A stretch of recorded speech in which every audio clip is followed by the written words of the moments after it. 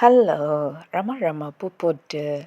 Hope all are in good health, feeling great, wonderful, having a happy and peaceful life.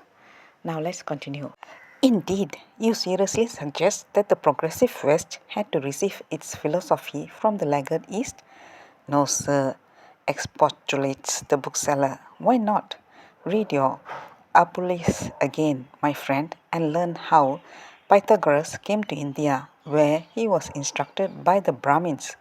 Then notice how he began to teach the doctrine of metempsychosis after his return to Europe. This is but a single instance. I can find others. Your reference to the laggard East makes me smile.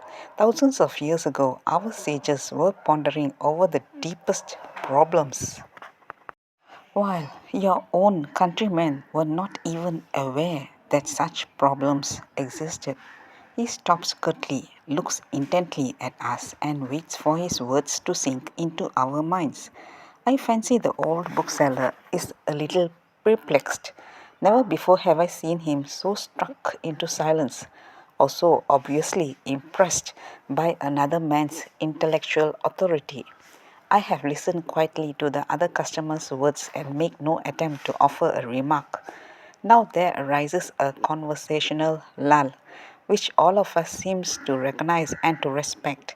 Soon the Indian turns abruptly and retires to the inner room, only to emerge a couple of minutes later with a costly folio which he has selected from the shelves. He pays for the book and prepares to leave the shop. He reaches the door, whilst I stare wonderingly at his departing figure. Suddenly he turns again and approaches me. He draws a wallet out of his pocket and selects a visiting card. Would you care to pursue this conversation with me? He asks, half smiling. I am taken by surprise, but gladly agree. He offers me the card, adding an invitation to dinner. I set out toward evening to find the stranger's house, a task not without its discomfort, for I am accompanied by an unpleasant fog which has descended thickly upon the streets. An artist, I presume, would find a touch of romantic beauty in these fogs which sometimes brood over the town and dim its lights. My mind, however, is so intent upon the forthcoming meeting that I see no beauty and feel no unpleasantness in the surrounding atmosphere. A terminus is set to my travels by a massive gateway which suddenly looms up. Two large lamps, as in greeting, are held out by iron brackets. My entry into the house is followed by a delightful surprise, for the Indian has given no hint of this unique interior, upon which he has obviously lavished a fine taste and free purse. Let it suffice that I find myself in a great room, which might be part of some Asiatic palace for aught I know. So exotically it is furnished, and so colourful are its gorgeous decorations. With the closing of the outer door, I leave behind the grey, bleak western world. The room has been decorated in a quaint combination of Indian and Chinese styles. Red, black, and gold are the predominating colors. Resplendent tapestries bearing sprawling Chinese dragons stretched across the walls.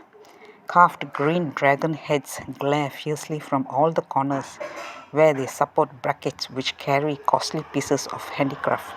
Two silken mandarin coats adorn both sides of the doorway. Boldly patterned Indian rugs repose on the parquet floor, one's shoes sinking delightfully into their thick pile. A gigantic tiger skin stretches its full length in front of the earth. My eyes meet a small lacquered table which stands in one corner. Upon it rests a black ebony shrine with gilded folding doors.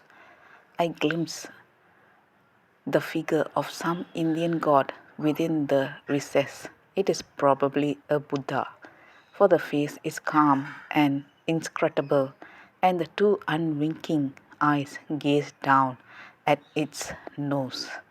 Let's continue the next chapter. Thank you. Bye bye. Rama Rama Puput.